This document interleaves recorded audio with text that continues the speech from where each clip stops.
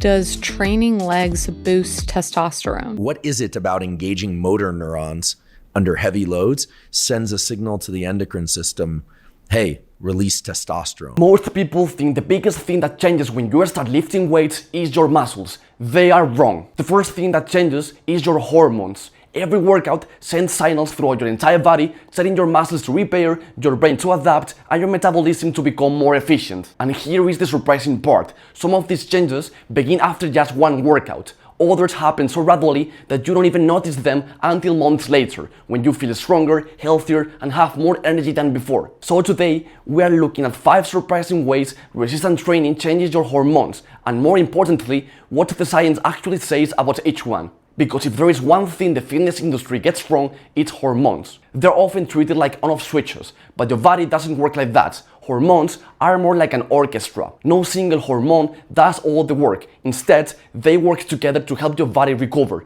adapt, and stay healthy. Resistance training isn't about forcing one hormone higher than another. It's about teaching your body to regulate them more effectively over time. And that's where the real benefits begin. So let's start with the hormone that probably has the worst reputation of them all: cortisol. Cortisol is often called the stress hormone, and it usually gets a bad reputation. But the truth is, cortisol isn't the problem. Too much of it for too long is. In fact, a hard lifting session temporarily increases cortisol. That might sound negative, but it's actually a normal part of how your body responds to a challenge. Think of it like a vaccine for stress.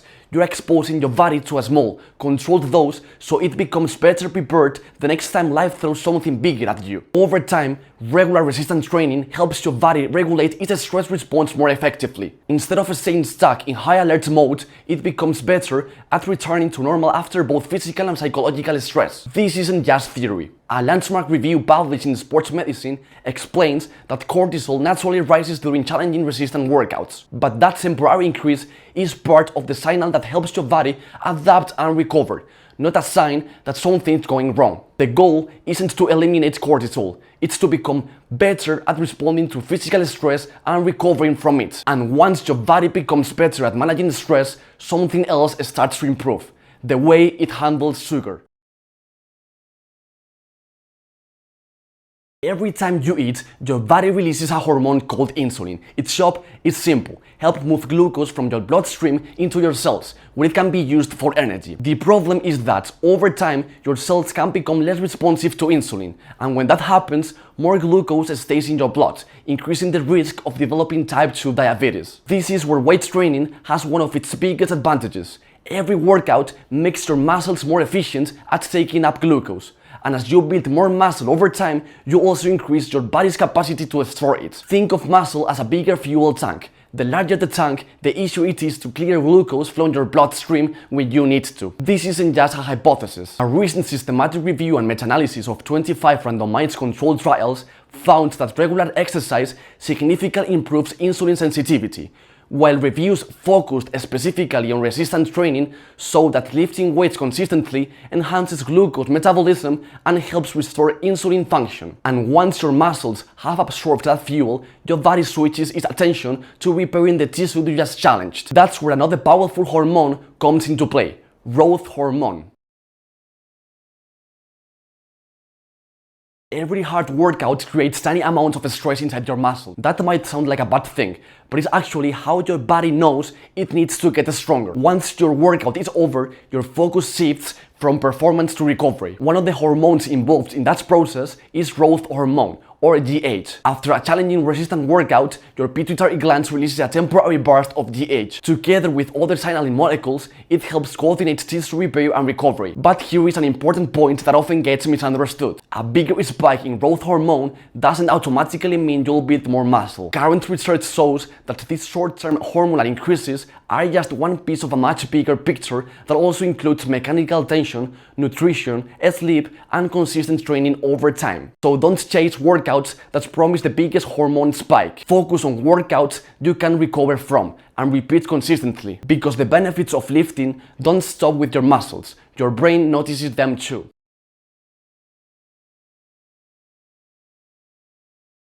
Have you ever walked into the gym feeling stressed and walked out feeling like a completely different person? That's not just in your head. Well, actually it is. resistance training doesn't only challenge your muscles, it also changes what's happening inside your brain. During and after exercise, the body releases a variety of chemicals that are linked to better mood, reduced pain perception, and an overall sense of well-being. Endorphins are definitely part of that response. The result? Many people feel calmer, more focused, and mentally refreshed after lifting weight. And the long-term benefits are even more impressive. A large systematic review and meta-analysis found that resistance training significantly reduces symptoms of depression across adults of different ages, including people without diagnosed mental health conditions. So every workout isn't just training your muscles, it's training your brain too. And that brings us to one hormone that is surrounded by more myths than almost any other: testosterone.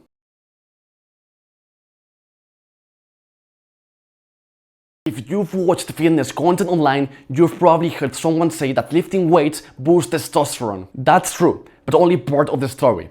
A challenging resistant workout can cause a temporary increase in testosterone, especially when it involves large muscle groups and compound exercises. But those short-term spikes don't necessarily predict how much muscle you'll build. In fact, research now suggests that these short-term hormone spikes aren't the main drivers of muscle growth. They are simply one part of a much larger adaptation that depends on progressive training, good nutrition, and proper recovery. That said, testosterone is still an incredibly important hormone.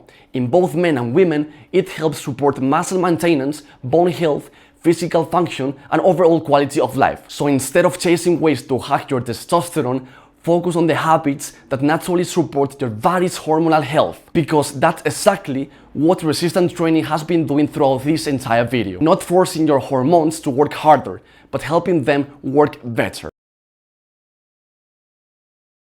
If there is one thing I hope you take away from this video, it's this: don't lift weights to chase hormones. Lift weights because your body already knows how to regulate them. Every workout is simply a signal to become a little stronger, a little healthier, a little more resilient. Yes, resistance training can temporarily increase hormones like testosterone and growth hormone. It can improve insulin sensitivity, help your body manage stress more effectively, and trigger chemical changes in the brain that make you feel better. But none of those happen in isolation. They're all part of the same adaptation. Your body responding exactly the way it was designed to. So instead of looking for shortcuts or hormone hacks, focus on the basics. Train consistently, recover well, eat enough protein, sleep enough. Do that for months, not days, and you'll be supporting the same adaptations that make resistance training one of the most powerful tools for long-term health. If you enjoyed this evidence-based breakdown, make sure to subscribe for more videos where we separate fitness facts from fitness myths. And remember,